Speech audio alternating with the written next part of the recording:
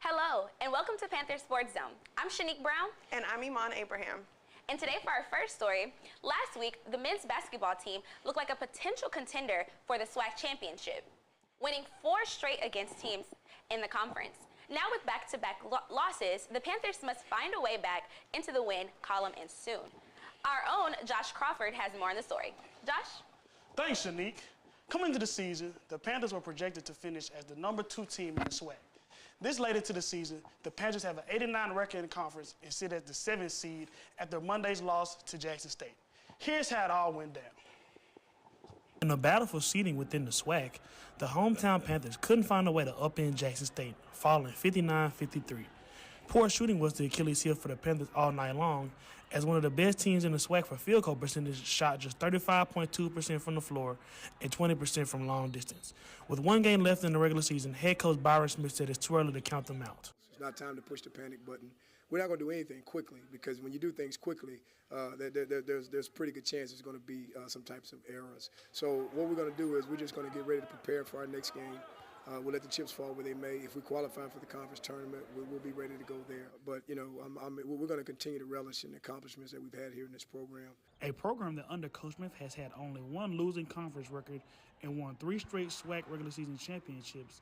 That streak will unfortunately not be repeated this season. And despite the many struggles the Panthers have endured this season, the culture for this team remains very much intact. The system, the culture, nothing has changed. Everything is still the same. It's just the personnel. It's almost like a script. The only thing that's changed is the characters. We're doing the same things that we did 6 years ago when we took over this program. It's just taking our guys a little bit longer to be able to adapt to it. And that's the reason why you have to recruit accordingly to how you want to play. PV will have an opportunity to get back to that style of play when it takes on crosstown rival TSU in the last regular season game for the Panthers this Saturday, March 5th. The game begins at 7:30 and will be televised on ESPN. For Panther Sports Zone, I'm Josh Crawford. Okay, you say thanks, Josh, right? Thanks, Josh. Thanks, Josh. Continuing with basketball, the Lady Panthers couldn't keep pace with the Jackson State Lady Tigers, who continue with their undefeated record in conference play. A strong first quarter, headlined by 7 threes, got PV off to an early 27-20 lead. At the first of the quarter, Jackson State University wouldn't stay down for long, taking the lead in the final seconds of the second quarter and never looked back, outscoring PV the rest of the way 52-37 onto a 91-76 victory for the Lady Tigers. Senior Diana Rosenthal once again led for the Panthers in scoring with 25 points on 7 of 14 shooting to go along with 7 rebounds, 4 assists, and 3 steals. The Panthers will take on Texas Southern this Saturday, March 5th for their final regular season game. Tip-off begins at 5:30, so be there. Yesterday, men and women's golf finished up a competition at the 2022 Birmingham Spring Invitational. On the men's side, they ended the Invitational in 4th place, shooting 30 over par as a team on the first day before a 10-stroke improvement on day 2. Shooting 20 over par, junior Rodarius Walters led the way for the Panthers, shooting a 77 and 73 to finish tied for 7th. For the women, they finished 3rd overall out of Texas Southern and Alabama State. Tied for 1st at the end of the day, junior Taylor Harvey finished tied for 5th out of the 18 competitors. Up next, for the men, they take a trip to the Augusta Pines Golf Club in Spring, Texas for the Colin Montgomery Invitational on March 7th, and 8th.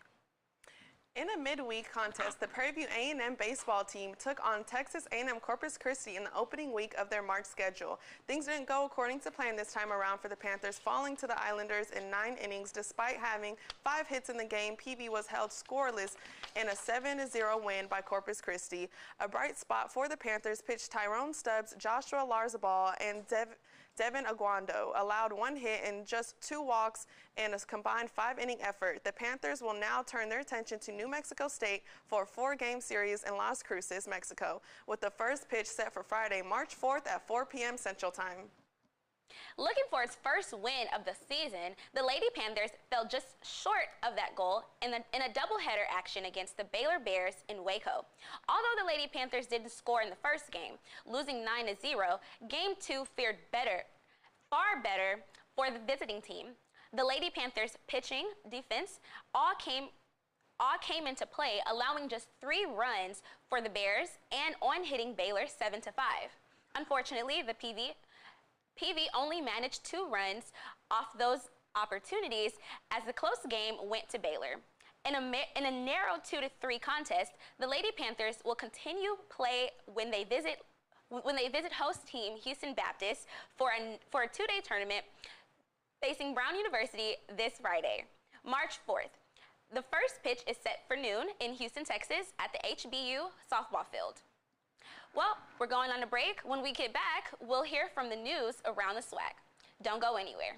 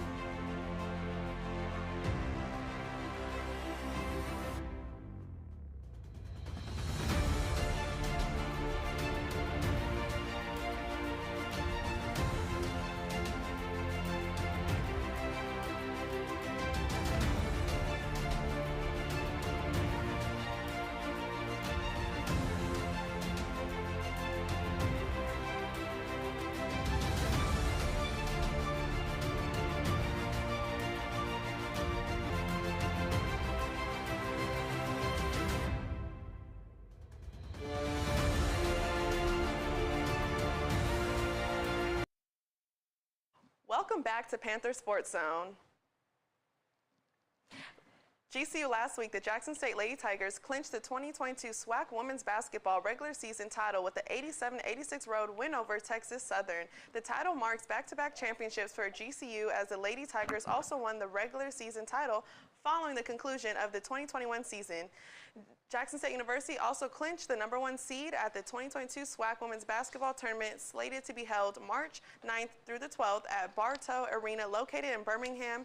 Jackson State currently has a 17-6 overall record this season under the direction of Coach Reed and is led by Amisha Williams-Holiday, who currently ranks 2nd in the league in points per game, averaging 20.6 points per outing. The Lady Tigers will look to claim back-to-back tournament titles when Jackson State University returns to Birmingham to participate at the 2022 Cricket SWAC Women's Basketball Tournament, represented by Mountain Dew.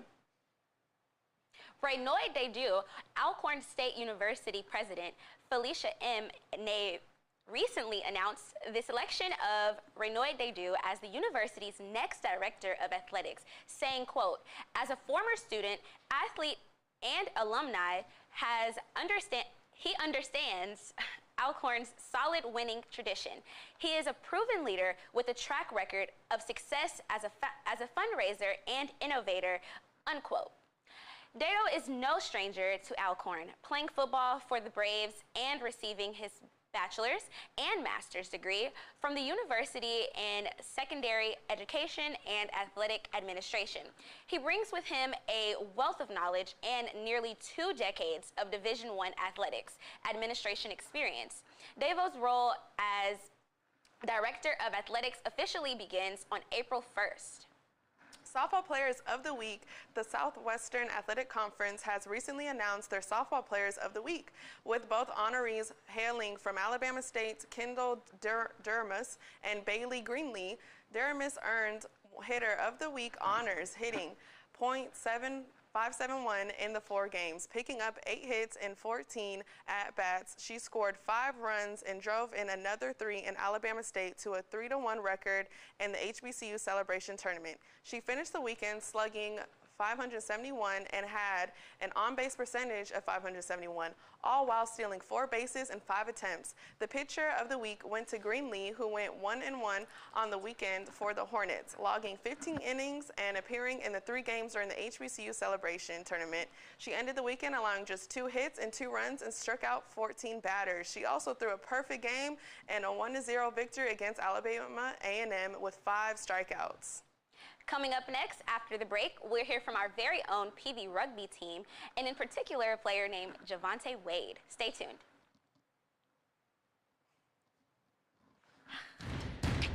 Alrighty.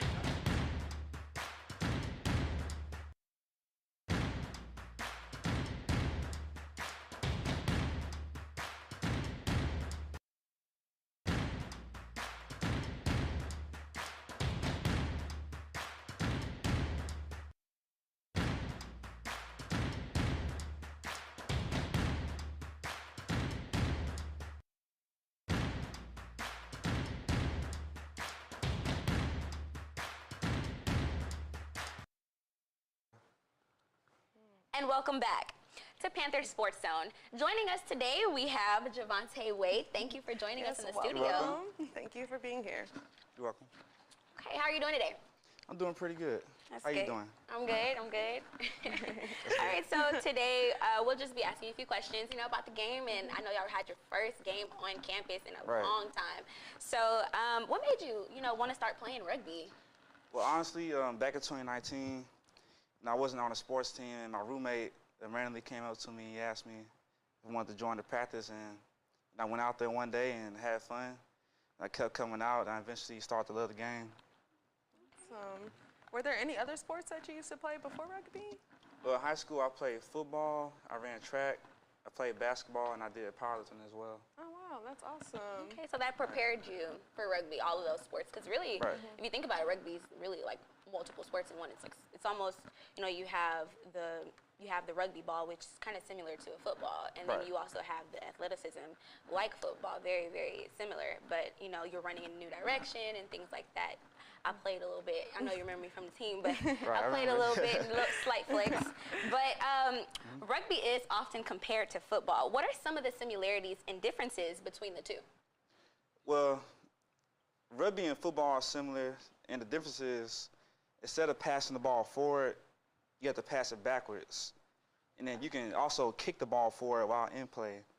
And then whenever you score, it's 5 points, and the field goal is 2 points. But when you run to the end zone, you have to actually touch the ball on the ground for the score to count.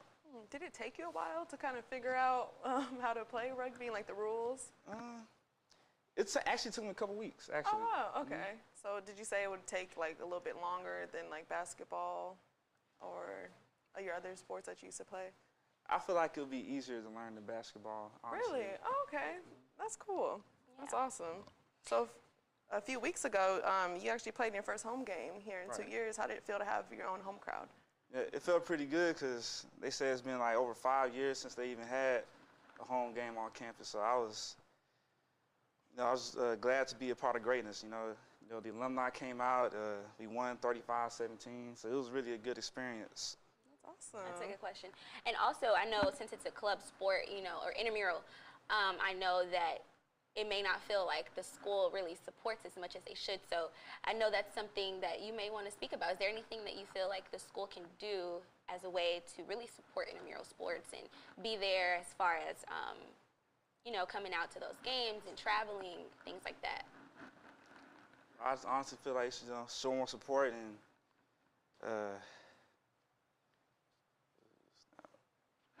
show more support. Some more support. Yeah. Right, just show more support, you guys. Just come out to those games. They practice every single day. Oh no, usually like around 5. Yeah, 5 o'clock, 5 to 7. Okay. Of course. And just to be clear, so there's no shoulder pads. There's no helmets. Would you say there's a lot of injuries in rugby? Like, what's the physical contact like in rugby? I would say rugby is typically more safer than football because statistically, there are more concussions in football than rugby. It's actually a huge gap. Oh, wow. The rugby's down here and football's up here. Because we're taught to tackle safely. Like, we're not allowed to have high tackles. We can only tackle, below the chest down. So I feel like it's, typically more safer. But there are injuries, though. If you tackle the wrong way, you can hurt your neck, have a concussion and all that. But generally, it's not really that bad as people think. And since there isn't so much, I would say, equipment that you need compared to football, do you think it's more inexpensive to play rugby or expensive? What do you think? I would say inexpensive because it's not really that much equipment you can really wear. You can wear a scrum cap, that's about it. But it's not as much equipment as football, so I would say it is a lot cheaper. A lot cheaper to play. That's awesome. And that's a good thing, because some people want to play a sport but don't have the money to play it. So, if you are interested in playing a sport and you want to do something where you don't have to pay a whole arm and a leg to be on the team, rugby is a good place to start. Talk to Javonte Wade, and he'll help you get on the rugby team. Definitely will. No, I definitely understand being a golfer. It is expensive to have a bunch of equipment, so it's nice to know that rugby is a place that you can just enjoy and don't have to bring so much stuff with you to play a game. Right. So what does a typical practice look like? Like as far as like conditions and stuff? Right. So when you're out there and you know, on a typical day, what are your drills? What do you practice on mostly, or is there just something new every day? I know that there's also a women's rugby team. Right. So do you practice along with the women, or how does that work? We generally hold our practices with the women. And, the things we work on, you know, passing the ball, you know, down the line, you know, as quick as possible because, you know, you don't want to pass it too slow because someone can, you know, run in and intercept the ball. And we usually start practice with a lap, you know, just to get the blood flowing. And we also work on kicking and, you know, catching the ball in the air for kickoff as well. Okay. Sounds good. Preparing. Right. Right. Nice. And then since you're a senior this year, correct? Well, I'm technically a junior. Oh, okay, cool. Yeah. So you can actually play going into, you have a couple years then Right. to play for rugby. That's awesome. So is there any moments that stand out for you since you've been playing anything memorable that you would say, or favorite moment? I would say my first game, actually. My first game Awesome. was really, really memorable, you know. Tell us about it. Well, I would say I was very tired because rugby is like, it's 80 minutes total. It's 2 40-minute, you know, quarters. So Oh, wow. So It's just kinda 40 like- minutes straight? yeah, like 40 minutes okay. straight, and then, you know, halftime, probably like 15 minutes, and then another straight 40 minutes. Oh, wow. Wow, that's a long game. Yeah, and I'd then, be like, Coach. No, I'm done. I'm saying, No, did you guys win your first game? we actually did. Oh, awesome. Okay, good. so that sounds like a good first game. Right. That's awesome. And for our last question, if students want to join the rugby team, what do they need to do? Who do they need to talk to? Who is the head coach of your organization? So tell us a little bit about how people can join the rugby team, and even for the women's team, you know, who do they talk to? Well, the head coach is Craig Dawson. But, if you want to get more information on how to join the team, you can DM me on Instagram at little underscore J Wade. Okay, you want to spell that? Just in case they don't know. LIL_JWADE. We love to see it. Awesome. Well, thank you so much for joining us here at You're Panther welcome. Sports Yes. Zone. We love to see Yes, it. thank you. And, well, that'll be all for Panther Sports Zone. Make sure to tune in every Monday, Wednesday, and Friday at 5:30. And once again, I'm Shanique Brown. And I'm Iman Abraham. Thank you. Why did I say thank you?